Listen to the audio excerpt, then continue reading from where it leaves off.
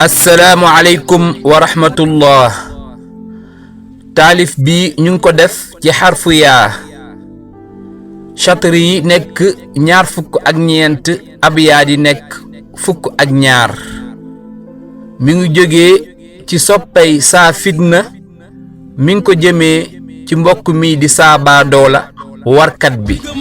ñu ngi ñaan ci mbokk yépp ngeen partager ko. bismillah. ñu déglu. bukki la woon bu sàngoo moom deru bëy moo xëyoon dugg ci tool bi ni kuy bay nekkate yow booba moom nguur si fay daa làq biiram te fasul yéene def faay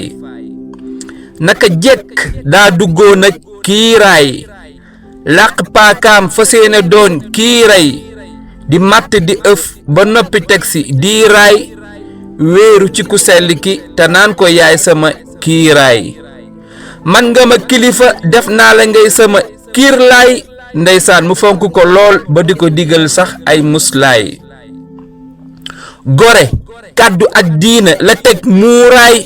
kóllëre sàmm ak dëggu lii lépp muuray jël nitu démbam def leeni noon daldi kuutay jël nooni démbam def leeni soppe ak i kuutaay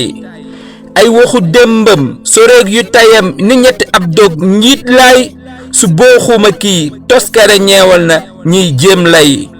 ay diggéem démb boo ko koy fàttali mu naan la kaay jël bigam ba daldi limose yéene la ay xolam du sedd ndax yorul yëfam yàkkamti jay dëkku ngor ak gore marchandisu traître neexu fa jaay Seydina soppe ba mu sell ma kay suñu bàyyi fekk yaa ngi fi nga ne amul kuy wax ba tax ñu bàyyi yonent bi moo nekkoon saa fitna ci ku fiy saay-saay ashidda alal kuffaari yërmaane ñeewal ñu nenaa baay baay wa sallallahu ala sayidina muhammadin wa sallim.